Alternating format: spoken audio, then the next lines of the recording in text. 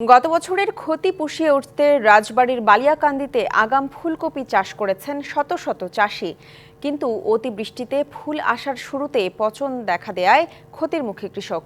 তাদের অভিযোগ, এই দুর্দিনে মাঠ পর্যায়ে পাচ্ছেন না কৃষি বিভাগের পরামর্শ। রাজবাড়ীর বালিয়াকান্দির জামালপুর ইউনিয়নের কয়েকশো কৃষক আগাম ফুলকপি চাষ শুরু করে। তবে অতিবৃষ্টিতে গাছে ফুল আসার শুরুতে দেখা দেয় পচন রোগ। এতে ক্ষতির মুখে পড়েছেন তারা। চাষিদের এই বিপদের দিনে মাঠে নেই কৃষি বিভাগের লোকজন। এ নিয়ে ক্ষোভ চাষিদের। প্রায় 200-250 কৃষক একসঙ্গে কফি লাগাইছি, কতকের কিছুই নাই, পচে গেছে, গাছ ভালো, ফুল নাই। 250-টিরও বেশি ডিজাইন অপশন নিয়ে ওয়ালটন স্মার্ট ফ্রিজ, বোঝে আপনার প্রয়োজন। 75 এইটাই হলো সবচাইতে বেশি ক্ষতি হয়েছে। ওটাই তো 2 সাইডে কাটা পড়ছে, আর তা কাটতেই পারিনি। এবার আর কি বৃষ্টির সমস্যা হয় না, এবার বৃষ্টিপাতের সমস্যা হয়েছে। মানে উপরের থেকে ধরো কৃষি কেউ করে আসে নাই। জমিতে বারবার একই ফসলের আবাদের কারণে ক্ষতিগ্রস্ত হচ্ছেন কৃষক।